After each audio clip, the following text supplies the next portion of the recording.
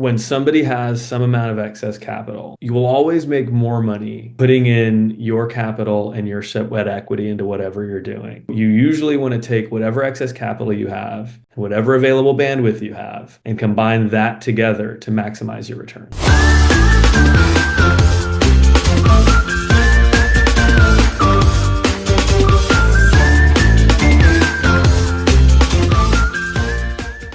Hi there. How are you? Good. How are you, Kristin? Excellent. Thank you very much for joining us tonight. Of course, very excited to be here. This is Christopher Parrinello. He has extensive experience in the private equity space, in the syndication space, specifically with multifamily investing, and he's actually the vice president of investor relations for Viking Capital, who is a private real estate company that does large multifamily in the Sun Belt, in Texas and in other markets. So we're very excited to hear from you. You are obviously incredibly experienced in this arena, and I'm sure we'll all learn a ton. Yeah, no, absolutely excited to be here. My background, and especially Viking Capital, I think is a good case study for your audience because our principals were physicians who started the company, which is That's what I heard. Yeah, very cool. So tell us a little bit, like, how did you get involved in Viking Capital and how did you get involved in the space in general? I started in real estate private equity about 10, 11 years ago, and I was focused on hotel development in Southern California. Okay. And the majority of capital that I was raising was overseas capital. It was through the EB-5 program, and I was fortunate enough to have really great mentorship from a couple folks in Southern California that were really involved in economic development and were seasoned real estate investors. So great mentorship kind of led me to a role that I had just before Viking with a group called PIA Residential. They do what Viking does, but they only focus on institutional capital. So think family offices, RIAs, ultra high net worth. Okay. And towards the tail end of my time with PIA, I had this idea where I was like, I think we should have a new kind of tranche of capital. And I think we should go out to individuals, your typical high net worth, doctors, lawyers. The industry calls it retail capital. And it was a popular idea, gained a lot of traction. In 2012, when the rules kind of changed with crowdfunding and the Jobs Act, it opened the door to give this opportunity to your everyday investor that was accredited. And while it was a popular idea, that company didn't kind of see the vision of how that they felt like it would make them look less than to brokers. So that kind of was my pivot point. I was a little bit bummed out. I was really excited. I love the idea of teaching about real estate and helping folks understand how these projects work instead of walking into an investment committee and just getting slammed by, MBAs that are way smarter than me. I had a passion for the everyday investor. And when I met Vikram and Ravi, the two principals at Viking Capital, they really loved the vision they had already started. And they had come from a place, to give you some background on Viking, they started the company in 2015 and they did it almost how you would expect two physicians to start the company. They were investing passively themselves. They knew real estate was a decent investment. They realized the power of scalability, which was something they weren't finding in traditional equities. And a few years, they just kept pouring more of their time and effort into it until they decided they wanted to learn more. And they started bringing swaths of capital to sponsors that they had built relationships with and learned kind of from the ground up from some of these folks. And then around 2018, 2019, ambition and a nice group of investors that were backing them and a market that was very favorable was the perfect opportunity for them to really scale quickly. All the way through, I'd say 2021, they were kind of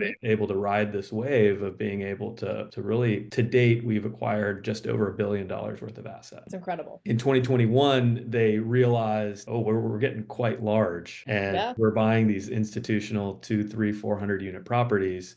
They started developing their team. And that was one of the things I really respected about them. They understood what they didn't know or weren't experts at. And they started poaching people from institutional firms that had the background and the track record to help bolster what they have already had learned themselves. And not to say that there weren't bumps and bruises along the way. The market kind of took everyone by surprise when the interest rates shot up in 2022. But I think the thing that they did really well was building their team and building the infrastructure and the way they go about managing all the great minds that they found. So I've been really cool story. Do they still practice? I have to know. Or are they totally on the sidelines medically? Vikram has a coaching business called Limitless MD, and that is, he spends, I'd say, 30% of his time there. His Okay. main focus is Viking, doesn't Okay. practice medicine anymore. Ravi was out of medicine for quite a while, but Mhm. found that he was still very passionate about it. He's recently started a medical practice that's more, I think,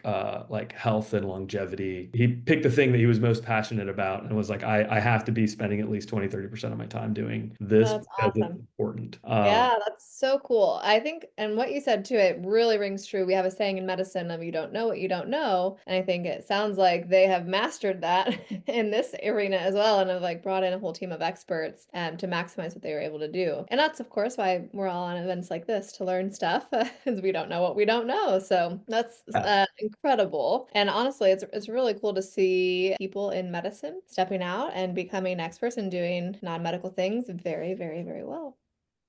Yeah, and I think that's one of the reasons why I felt like I was a great fit because I Yeah. was yearning for an opportunity to really help folks understand. And what you'll notice, in the community that you're building, the one that we've built at Viking Capital, just since I've been there, we've grown our investor base from about 275 individual investors to over 1,000. And Wow.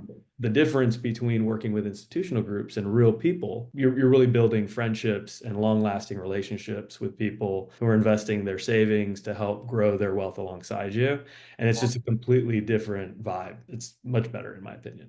I could see that for sure. Well, I think in the world of personal finance, there are very few things you can do that are real deal mailbox money, right? We all talk about passive income, but reality is most things are semi-passive that people are talking about when talking about passive income, with the exception of being an LP and a private equity real estate syndication. So there's obvious pros, but give us just a 30,000-foot view of someone's listening and they're like, I'm not even really sure what it means to invest in a real estate syndication. What are the big picture pros, the big picture cons? Yeah, I'd say that the general concept, I'd say you're passively, you're getting returns passively, but there's still amount of activity and an activeness to it because really where you're spending your time is building the relationship and vetting the sponsor, Run it, right? understanding their Yeah. track record. Yeah. Our rule of thumb in my department with the young folks that I mentor Mhm. is if somebody doesn't understand how the deal works, they're not allowed to invest with that. And I think Good that rule of thumb. there's that level, and not every group is that way. Some people feel I go to a financial advisor because they know what to do and I don't, and I'm trusting them to make good decisions on my behalf. I would caution everyone, whatever sponsor you're working with, to at least understand the framework of how the deals work, where the risks are associated. But if you find a good sponsor and you build a level of trust, and you do the hard work on the front end, then there is a repeatable, rinse and repeatable model where as this sponsor is buying deals over time, there are going to be parts of the cycle that are very lucrative and parts that aren't so great. And some of that's out of everybody's control. But generally, it's a good market to be in. And if you're following the super trends in real estate, population growth, economic growth, you really have a nice high ceiling with a very, very high floor, where the goal is that if you're working with a reliable sponsor, that the floor is you get your money back and you didn't get much of a return in a down market. Now, of course, there's always the risk of losing all of your capital, having to put Great. more capital into deals, Yeah. which everyone should know. But it's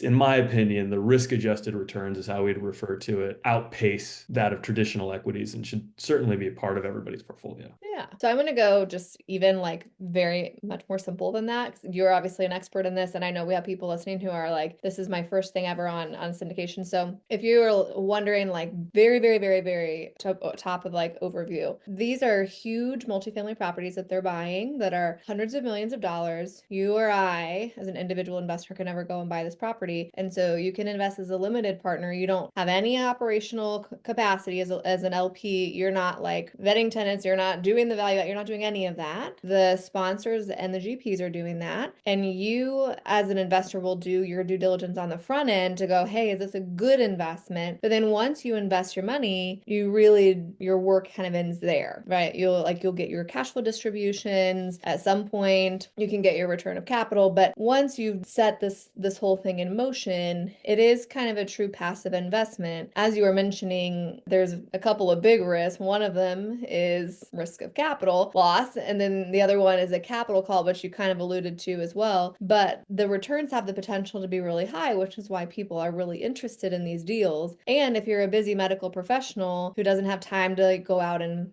buy a short-term rental and manage an Airbnb, for example, can be a really cool avenue for bringing in that asset class without you having to go like, take the call on the toilet that's broken in the middle of the night. So that's a big upside for a lot of medical professionals. But I think one of the big downsides is that if you don't have any experience investing in real estate, even like, small multifamily or single family, a lot of the terminology can just be like very overwhelming. Even if you've done residential, I think just learning the commercial terminology can be confusing. So give us an idea of like when you're going, like let's say that you're going to listen to a presentation and learn about an opportunity to invest in a deal like this. Are there key metrics that you should kind of have your ears perked for or try to understand what they mean so that you can feel like you have a little bit of an understanding of how the deal is structured? Yeah, I'd say the big ones, and I've walked a lot of investors through our model. So like just understanding the word pro forma is basically the financial model that is built for us internally to decide whether we want to do this deal and at what price. And that's important because what I've seen is that not every sponsor is as sophisticated as the next. And a lot of times what you see is people will present a deal that is very flashy. We have a beautiful deck and beautiful pictures and all of that, but Yep. it's very important. If there's one caution I can give all of your listeners is when you're evaluating a deal, like there are hard and true numbers in this financial model that explain how the deal works, and asking for that and looking at that. And if you don't understand it, finding someone to help explain it to you, if not the sponsor themselves. So that would be like rule number one. The big terminology in there that I think is going to help you isolate and evaluate risk, which I think is the most important part of evaluating one of these deals. Like don't get hung up on picking the best returns, but finding the least risk and still having nice returns. So what I always coach people on is go to the cash flow section and find out the DSCR. The DSCR is the debt service coverage ratio. Your biggest risk of one of these deals, think of it this way: the biggest investor in the project is the lender. And people don't think of them as an investor, but they really are. They're putting up 70% typically or so of the purchase price. So the way that an investor, an LP, is going to lose their money is if that lender doesn't get paid. And what DSCR measures is the amount of cash flow in relationship to the debt service or their mortgage payment. So that being above 1.5 is typically something that you would see as safe. And then the other big piece is what type of debt are they using? So that's another common, is it variable? Is it fixed? Is it with an agency, which is the government agencies, Freddie and Fannie? Those tend to be less predatory. There's some debt funds out there, they're kind of hoping that you fail so they can take the property and wipe out all the equity. And then other big things in the model that I think are important that people need to understand from a return perspective are IRR, internal rate of return, ARR, average rate of return. Those both measure the amount of return that you're getting. One takes time into account and one doesn't. And then you have cash on cash, which is that distribution, the mailbox money, as you put it, that you're expecting on a monthly or quarterly basis. Yeah, that's super helpful. Now, just a question for you. Would you consider if someone's using variable debt and there's like no rate cap, would you consider that a deal that you would walk from? Or would that maybe be like a yellow flag for you and not a red flag? I'm just curious. I'd say yellow flag. I'd want to learn more. So the argument for variable rate loans, and Viking has some of these in their portfolio. I think with hindsight in the timing, now that we know what has happened, even with the rate caps, we probably would have structured them differently. But when you're in an environment where cap rates are compressing, so cap rate's another one of those terms, which kind of measures, it's the way the market measures the exit pricing in relationship to net operating income. So when there's a lot of competition in the market, cap rates are compressing. And it makes sense because if there's a lot of competition, people are willing to pay a higher price. So a few years ago, debt caused cap rates to compress because it was so inexpensive. People could model these deals out and they could create really great returns because the biggest cost of capital for 70% of the deal was at 2.5% or 3%. So with a variable rate loan and a cap rate compressing environment, the argument for variable rate debt is if if I am only planning to hold this for 2 or 3 years, then I can sell it without paying a prepayment penalty. And that was a valid Yeah. argument. So if you were buying in 2018 and you sold in 2022, you had a Yeah. variable rate loan, you probably look like a genius. If you bought in 2021 with a variable rate loan with Yeah. a 1 year rate cap and then didn't sell in 2022, you're riding the struggle bus to a certain extent. And real estate it's safe if you know what you're doing, because even making that mistake, what you end up having to do is to restructure, renegotiate with the lenders, buy more time. And what you lose is time. If you can't pay your debt service and you didn't have a plan, you don't know how to navigate it, you could lose the property to the bank. Right. But in this time, looking at the trends in the market now, you have a lot of uncertainty. And you have a 10-year, which is the benchmark treasury, that is erratic because no one can quite tell what's going to happen next. So a few weeks ago, it was down to 3.8. Now, today, it was at 4.4. Last September, it was at 3.5. In order for cap rates to compress again, you really want to see a treasury market that has stability and is kind of eking back down to normalcy. It's never going to get down to what it was, which was zero, like coming out of COVID. But I mean, one day it will, but not anytime soon. But Sure. what the commercial real estate market is craving is some stability where it gets down to 3.5, and stays there for a decade. And then everyone can plan and predict and forecast properly. Where I would be worried about a variable rate deal today Uh-huh. is you could have rates coming down. I've seen sponsors make that argument, like, well, rates are definitely going to be lower in a couple of years, so I'll use variable rate debt. But a lot of big economists think that maybe 2 years from now we're facing stagflation and we're seeing even higher interest rates than we were before. And if that Right. happens and you're using variable rate debt, you're in trouble. Viking personally is not using any variable rate debt right now. And what I think most tried and true sponsors typically do is Yeah. they will use a 7 or 10 year Freddie or Fannie debt instrument, because it's very easy to look at real estate and say, wow, I'm going to double my money very quickly. But people that have been in this business for 20, 30 years are saying, I would like to reliably double my money over some period of time with as much flexibility built into my business thesis. So Right. the smart people in 2021 and 2022 that were around in 2008 put 10-year fixed rate debt at 3.5%. And Mhm. today, instead of trying to negotiate with a lender, they're Right. selling their deal 5 years in with a 3.6% loan assumption and making a nice return. Yeah. So that's kind of the difference just between using those debt structures. That's very helpful. And I think it reiterates one of the key things I kind of wanted to talk about next, which is that as the LP, you don't have necessarily like any influence over these types of decisions, which really highlights the importance of having an excellent sponsor and really vetting a sponsor well so that you ensure that they're someone who is taking like reasonable, not unreasonable risk, is seasoned, etc. And so I want to just walk through like what that process looks like. I think there's some obvious things, even if you're like, I've never invested in a syndication before, and you speak to someone and they're like, this is my first deal. Like, okay, well, we lack seasoning.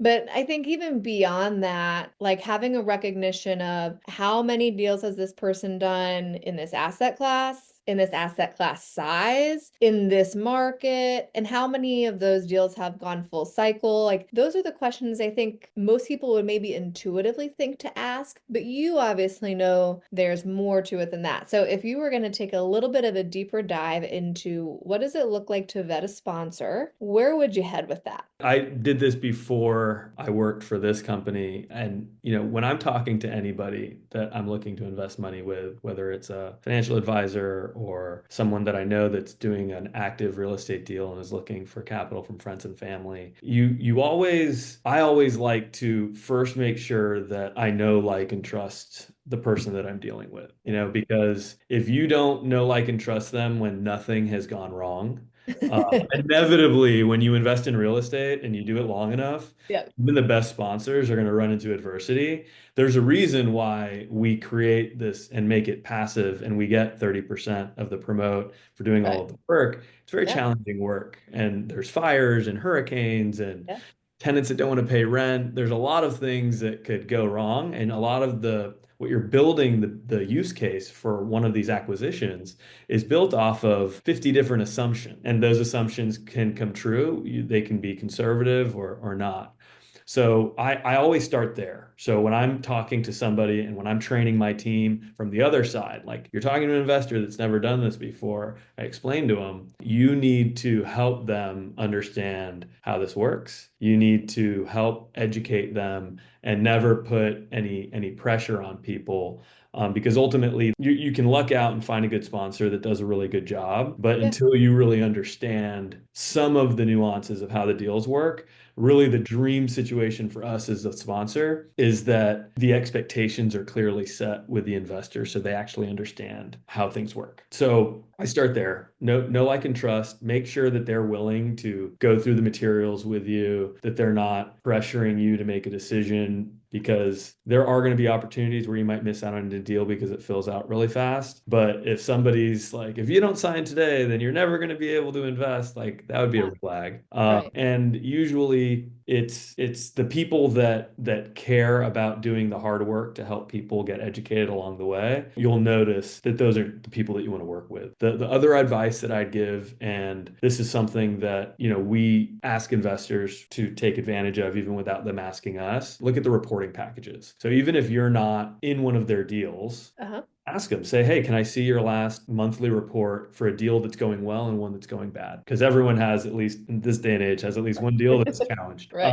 And then take a look at what that reporting looks like. Do they provide the entire financials? Do they have any kind of breakdown that's helping, more novice investors? Like we had a bunch of investors come to me and they were like, Chris, like you're giving us all this information, we don't understand it. So I went to our asset manager and I was like, hey, we have this issue. Let's find a way to solve it. And now we do like a 5 or 10 minute video every quarter explaining the package that we're sending out. Things like that, I Yeah. think, are important when you're not dealing with institutional capital and you're Yep. being flexible with the people that are investing with you so they can be involved, because that's what you want as a sponsor that has longevity with investors that are more on that more retail base, is you want them to feel involved and be excited about what they're invested in. And that's what I'm usually looking for as an investor as well, is who cares and picks up the phone and makes time for you. I usually, if there's a new investor that's never invested with us, one thing that I always like to tell them is if you're dealing with another sponsor, that's okay. If you want to send us any information to help you evaluate it, like we wouldn't expect you just to invest with us. Diversification is very important in investing. Sure. Right. And also testimonials. Most sponsors would feel comfortable giving 4 or 5 numbers to investors that already work with them. And you'll want to know that they have,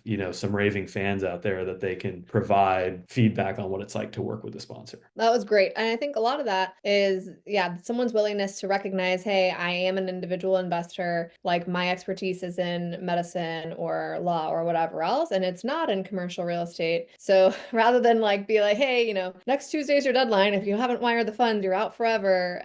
Having the willingness to step back and do a little bit of education is really helpful for helping people feel like they're making an empowered decision. Because even as an accredited investor, which we still need to talk about, by the way, it's Yeah. still a big investment for most of these. Like, it's a relatively large sum of money. And so feeling like you can do that with confidence, I think is tricky. So let's talk about minimum investment for that's common, just general rules of thumb. But before we do that, will you just run through, you mentioned it earlier, what's it look like to be officially an accredited investor so that you have access to most of these deals? Yeah, and these rules are ever changing. So typically, and the way it's been for the last several years, is if you make over $200,000 a year individually, or you make 300,000 as a couple, you would hit the accreditation threshold. You also can qualify by having $1 million of net worth that isn't including your primary residence. Yeah. So that's the net worth standard. There's also ways to qualify through professional status now. That's one of the new things that has popped up. So if you're a VP at a bank or a private equity firm that focuses in some other asset class, but you understand how to read a PPM and you understand how these things are structured through the role that you have at another company, that will allow you to be an accredited investor. And then one that I'm not too familiar with, because it really just happened in the last few months, is there's investment amounts now. I think it's if you invest over 150,000 or 200,000, you still technically have to be accredited, Okay. but you are able to self-certify. That's one of the new rules that has just recently. Interesting. I didn't even know that. Mhm. Okay. And Huh. it's tricky for the sponsor because the sponsor, if you're doing a Reg D 506 offering, Uh-huh. the SEC is really looking to protect investors. That's why these Yeah. accreditation rules exist. So Right. they're trying to make sure that sponsors aren't predatory over investors that don't understand how the deals work. At least Yeah. that's how they frame it. So now I think what they're trying to introduce is if you're able to invest this sum of money in Hmm. one fell swoop, then you can self-certify that you're accredited, and the sponsor is no longer responsible for forcing you to generate an accreditation letter by your CPA or through something like parallel markets. And then I've heard recently that there's a lot of push to have like a licensing test, almost like a Series 6 That's, data yes, that I have heard that test, but they'll that's not basically happened instruction. officially yet. It does like make intuitive sense because realistically, the whole point of the rule is to say, like, hey, I understand how to do due diligence on these deals. Like, I'm a sophisticated investor, but having a high income does not equate to being a sophisticated investor. And so it's like, it does seem like maybe that would be a nice option. I've heard that was in the pipeline, but I wasn't sure when that was coming to fruition. And I can attest, after speaking with thousands and thousands of investors, that there isn't a correlation to the investment size and the sophistication of the investor. The I'm largest sure. investors that we have, Yeah. when I started talking to them about the deals and I was just meeting them, I'd go through the underwriting with them and they were like, no one's ever done this with me before. I was like, Yeah. you're in 50 of these. What are you talking about? Like, Oh, wow. That's crazy. So give us an idea, like if you said, hey, I would like to add this to my portfolio, most of these type of opportunities do have a minimum investment. So what kind of range would you expect? yeah, I'd say usually it's 50,000 and up. With our company, we tend to have a relaxed, like first time kind of we'll cut it in half if Yeah. somebody wants to dip their toe in Yeah. and see what it's like. For the most part, most sponsors are 50,000 minimum, and they'll usually have, or a lot of groups will have tiers within their structure to allow for more participation on the promote for larger investment sizes. Yes, that was what I had in my mind was 50 to 100,000. So, yeah, it's it's a big investment, especially if you're someone who hasn't done any type of real estate investing at all whatsoever. Then maybe all what you're doing is like dollar cost averaging into index funds every Friday. At no point are you wiring someone 100 grand, and so it feels intimidating. And the funny thing is, the first time we did, we had already bought like physical property and stuff in the past, and even though maybe dollar amount wise it was not the most we'd spent, it still felt very different because it lacked the element of control of Right. like being able to feel, touch, taste, like this is what we just bought with our money, and we can go visit it or whatever. With this, it felt a little bit more nerve-wracking because it kind of felt like wiring money into the abyss, which of course it's not. It's like it's a very valid investment modality and we've had, great success, but it does, I think there's an emotional aspect to feeling comfortable, like really investing that much money into something that you ultimately don't manage and don't have control over. So how would you help someone navigate that piece of just being a little bit nervous? Maybe they've done all the due diligence, they feel confident with the sponsor. They're like, I've never done something like this in the past. Yeah, usually that the way that we solve that problem is we try to reduce the minimum and we'll usually over communicate, jump on Zoom calls, go the extra mile. In a lot of cases, we're a big enough company where I try to go and meet with a lot of investors. So we do investor events and we tell them, we're going to be in this city. If you're Right. feeling a little bit nervous, come, let's meet in person, let's chat, let's talk about it more. It's really just, if you've done your research and you understand the deals and you understand the non-liquidity, because I think that's something that a lot of people overlook. Sometimes these deals range from, 3 to 10 years.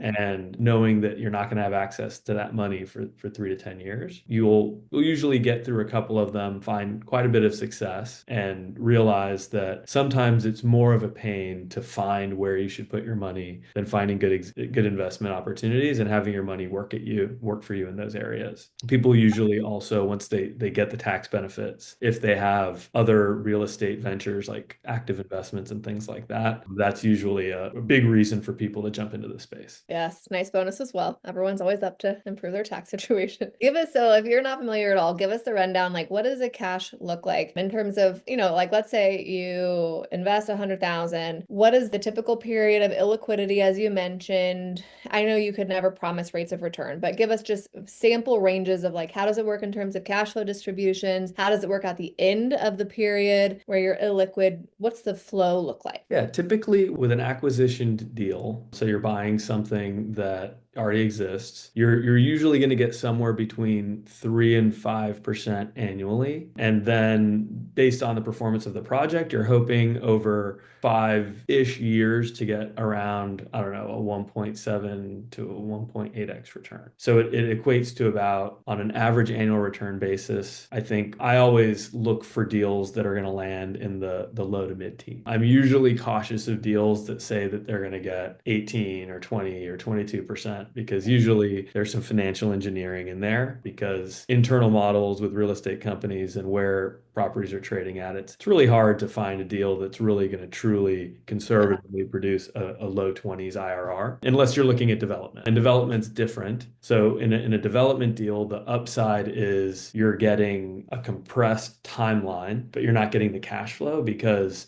the property doesn't exist yet. There's no revenue. So the way that you're thinking about the cash flow is, when we buy the property, that distribution that you're getting is really the excess cash. And typically the sponsors might have a small asset management fee, but all of their returns, all of their profits are coming when we sell the property. And that's important because what that creates is alignment. There's some fees, and they're on the front end and the back end of the deal. And then there's the carried interest or the promote, which is what the investors or what the sponsors are really hoping to get. And that's 30% of all the profits. And that's one of the reasons why it's lucrative to be an LP, because when you're an LP, even in a minimum investment scenario, you're typically getting 70% of the profits from the deal. The sponsor's getting 30%, and that's basically their sweat equity that they put into the deal. And then they might have, 10% of the total equity in the deal as well. So when that property starts taking on revenue and it pays all of its expenses, that extra cash that's sitting there is what creates that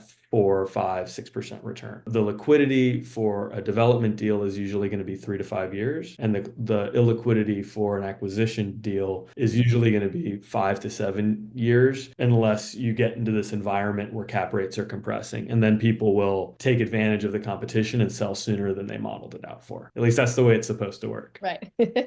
No, that's very helpful. That's very helpful to understand. And you guys specifically are in very large multifamily. So tell us a little bit about like the multifamily market overall, you've already talked a little bit about what we've seen over the last few years. What do you anticipate over the next like 5 years? Obviously, I know you don't have a magic 8 ball, but kind of what are your big picture estimations of what that will look like? Yeah, so you got to remember that the market is cyclical. So you had kind of a bull cycle, and that was brought on from the great financial crisis, the GFC, 2008. Things just kind of linearly went up all the way until COVID. COVID created high inflation, which was fantastic for multifamily. So multifamily, great hedge against inflation, because as prices goes up, rents go up. Yep. And if you didn't underwrite rents that high, then your underwriting looks like it way overperformed. Right. Problem is that when you buy and inflation is temporarily spiked, then you're still building into your model more rent growth. And what we found was in 2022, not only did things flatline, they kind of reduced.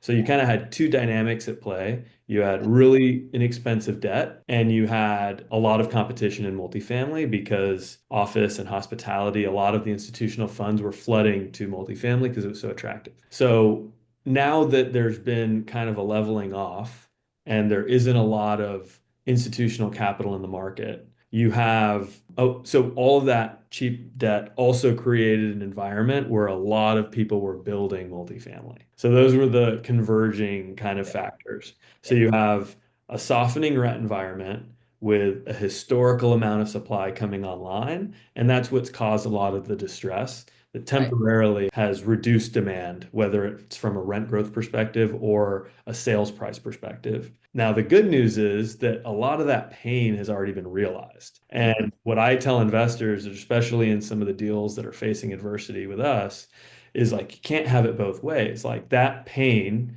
that's hurting deals that are in our portfolio that are going to take a little bit longer than we expected is Mhm. also creating a lot of opportunity because these other people that are having to sell at this moment in time are dealing with soft rents. So you're able to today get a really good basis. And over 26, 28, and 29, they're talking about historically low supply coming online. So those same dynamics, it never goes one way forever. Right. Like it's going to kind of go like this. And we're at that moment where you've kind of gone over the hump. Things have gotten, kind of dicey. Some Yeah. people that didn't prepare or have contingencies in their business plans, suffered a lot. And now a lot of people and big institutional guys are all building up their war chests to attack the market today. And that's how we're looking at it. Very interesting. So let me ask you this. Of course, most of the time, one of the key questions you would ask any sponsor is like what the sponsor is investing in the deal or whatever. And most people that are in your space invest as individuals as well. So, general rule of thumb for your own asset allocation, if you don't mind sharing, what level, what percentage range would you feel comfortable having in private equity syndications across the board, whether it's multifamily or another type of asset class versus whatever else, right? Equities, physical real estate that you personally own, et cetera. Yeah, I would look at it as you forecast the different markets, like the same dynamics that we just kind of discussed in multifamily. So if you were asking me this question in 2016, Mhm. I would have been really heavy on multifamily and I wouldn't have had a ton of money in traditional equities. In the traditional equities I did have, I'd have a pretty nice split where I was kind of, a little bit more aggressive in those and less risk assets like bonds. Going out of COVID, I would have said reduce your portfolio in multifamily and some real estate because the market's looking really frothy. Cap Yeah. rates are way low. Like buying a 90s property in outside of Atlanta for a 3.8 cap is like unheard of. Like today, that same property is trading for a 6 cap. So in those types of moments, I would say shift. So it's like you're playing a game of like poker, where at some point you need to take some of your chips off because if you've found a ton of success somewhere and you feel like you've gotten towards the peak, like this is how I felt about the stock market 6 months ago. I was like, wow, the stock market's looking pretty frothy. Like maybe it's taking some of my winnings out of this and moving it into some other asset classes that have already gone through the pain. And then that's usually how I spatially look at my portfolio, my personal portfolio like that, where it's like I follow trends enough to where I'm like, I've done really well here. It's not Yep. always going to be to the moon. Let me reallocate. And I Yep. think that's what sophisticated hedge funds, groups like this tend to do too. They don't leave the asset class. They don't leave the positions in their portfolios. They just shift them around based off of how they personally forecast. So it's interesting. You're basically utilizing like the classic equities rebalancing strategy of selling off whatever's performed well, buying whatever's performed less well, but you're applying it to the broader asset allocation across all assets in your own asset base, which is kind of interesting. Yeah. Yeah.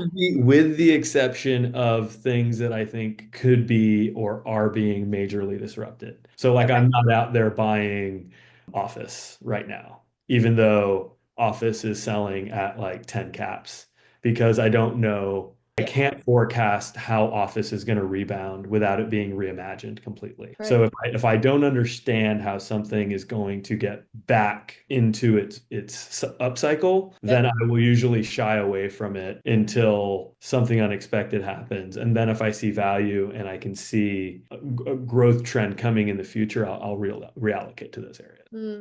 You make a great point on Office. Who knows what that will look like? Very interesting. Well, I think hopefully we've kind of covered the big picture of what it looks like to say, I want to invest in this type of deal, what it looks like from a cash output standpoint, what the logistics look like a little bit, and then what you would be looking for when choosing a sponsor or looking at a deal that's presented to you. We do have some time. We can hopefully take some questions in the chat, and then I would love to make sure we include information if anyone is interested in learning more about investing with you guys specifically at Viking Capital. Capital, what would be a good way to learn more from you guys too. So we'll definitely want those links, but it looks like we have a couple of questions here. Here's a good question. What options do you have to get out of a deal that's not going as you planned or projected? There really aren't. And that's one of those reasons why it's really important to understand the hold period and the illiquidity aspect, because once you're in the deal, there isn't like a way to sell at a low point like with a traditional equity. You're really in it until the property gets turned around and then it gets disposed of. That's one of the downsides, but realistically, that can also be a downside of even just like buying any physical real estate investment too. I mean, yes, you can list a property whenever you want, but whether or not the market will allow you to sell it at a reasonable profit or whatever is dependent upon a whole bunch of macro factors that you can't control. So it is a downside, but in some ways that exists in other forms of real estate investing too. And in some ways it protects you because your gut, when something falls in value, is like, oh my God, I don't want this anymore. And you get Get rid rid of of it. it. And Yeah. selling things at the bottom of the market is never the right thing to do, no matter what. You make a good point.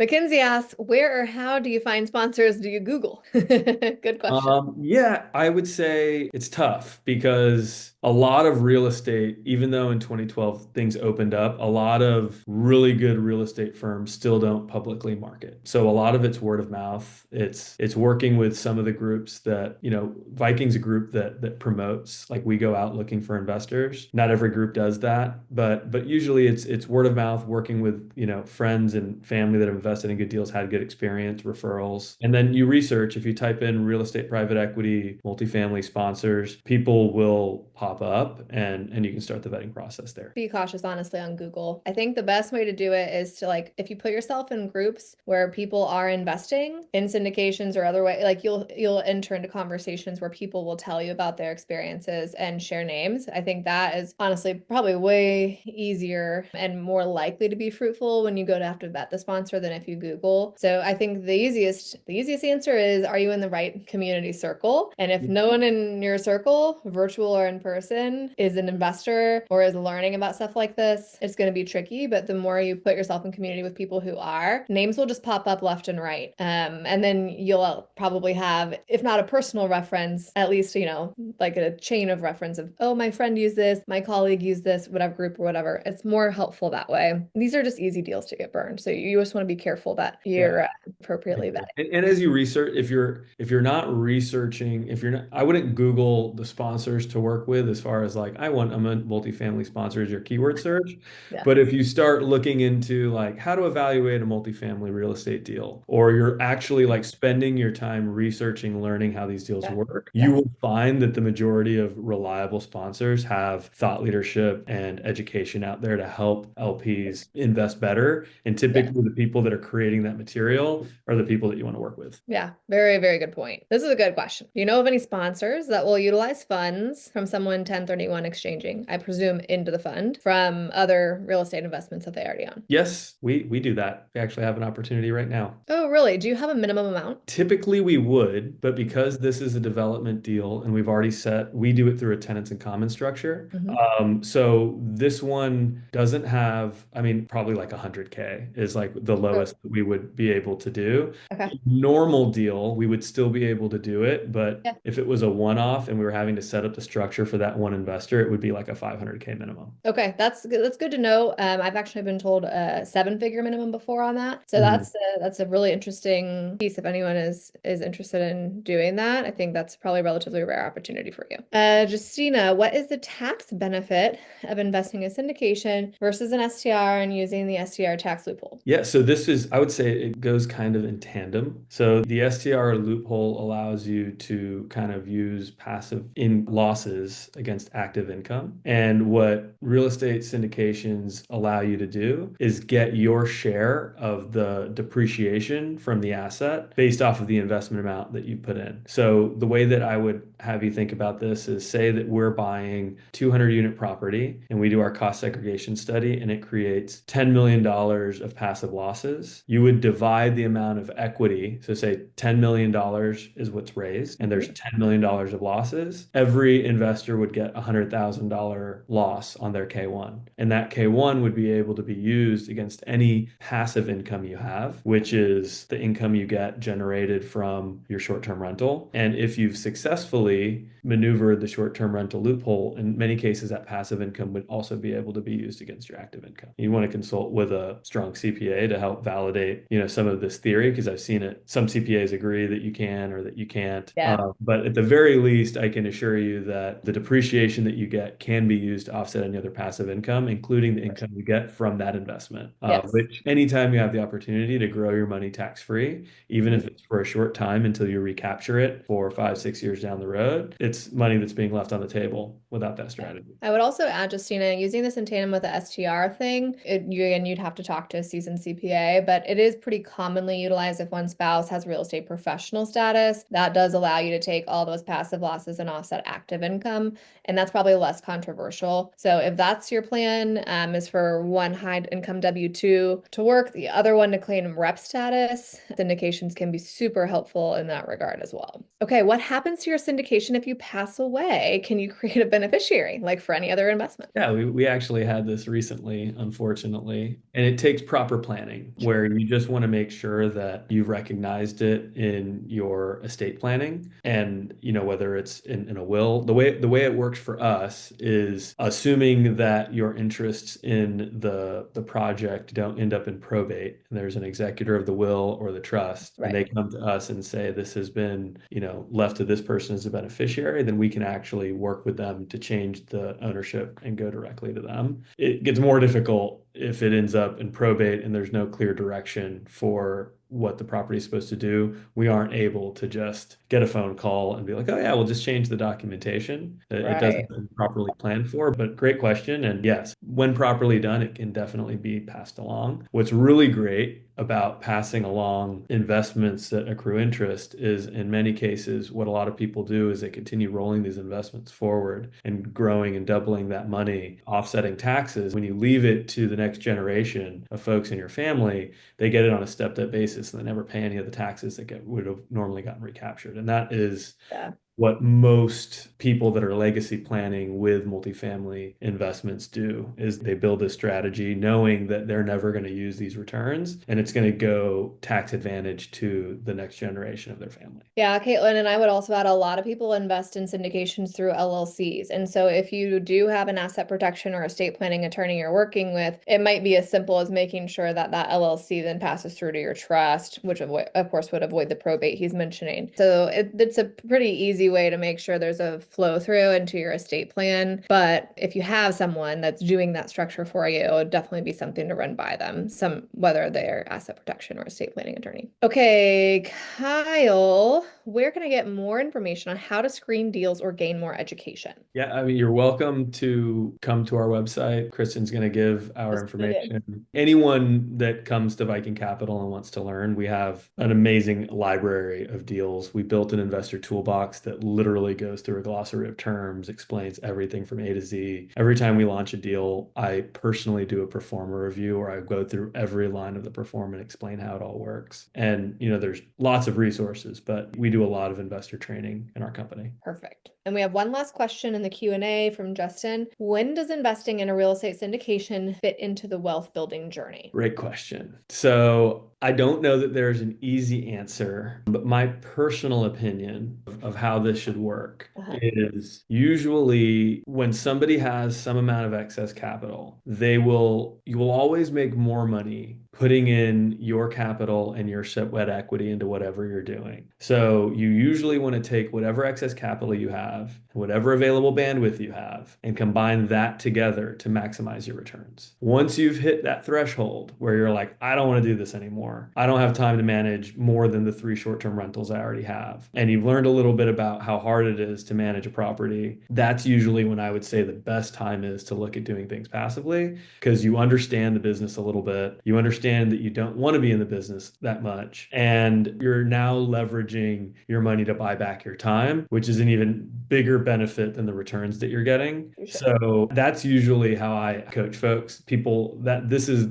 the biggest question that I get asked is, when should I consider doing this? I think that that's always the answer. I like that answer. I'm going to add some extra to it. Of course, you have to be accredited, but it depends on what profession you have. If you are a medical profession that is inherently below those income thresholds, then you're looking at net worth, right? Which is going to be a little bit further down the line. Also, you need the capital to deploy. And so if you are like, a fresh new graduate with 6 months of clinical experience and you've got 15 grand to your name, these things are off the table, right? And so you kind of have to get yourself into a position where you have adequate cash reserves, you have your high interest debt handled, obviously not your student loans, but you have your high interest debt handled. You feel like you understand a little bit about the world of investing, and you're able to meet some of these criteria to really be accredited. And so in our world of working with medical professionals, predominantly PAs, NPs, and pharmacists, this is rarely something for like somebody in their first few years of practice, but it can be a really cool wealth building modality for somebody who's a few years out, they're established financially, and really wanting to diversify their asset class base without having to take on the work. Because let's be real, owning any property is work, whether it's a long-term rental or a short-term rental. So I would throw that out. If you're happen to be a fresh grad listening, maybe table this for a few years. But if you've been in practice for 4 or 5 years and you're on a strong financial footing, it can be a really nice diversification move. Yeah, and if you find yourself in that first bucket where you're not hitting the accreditation thresholds and you need a few years to kind of build up some of your net worth to be able to participate, it's never too early to start learning and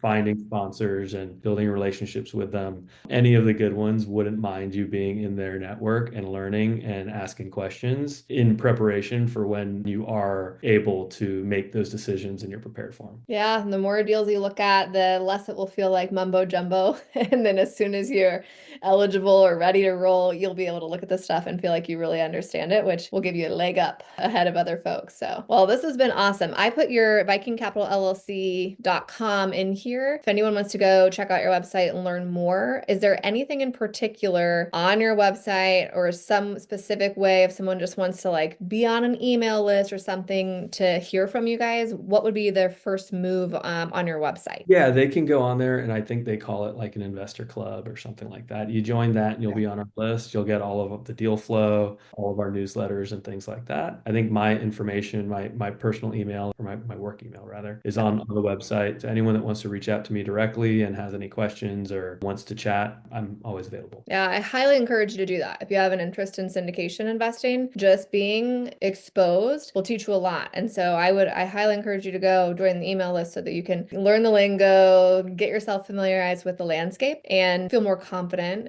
when something comes up that you're potentially interested in. So I'll throw that out. But thank you so much, Chris, for joining us tonight, for teaching us all of the stuff that you have so far on syndications. I know anyone who came feels a lot more confident with this type of investment process than they probably did an hour ago. Oh, well, thanks so much for having me. I really enjoyed the conversation, and hopefully we can do more stuff together. Of course, of course. Well, hopefully you have a good rest of your night, and we'll talk to you soon. Likewise. Bye. Thanks.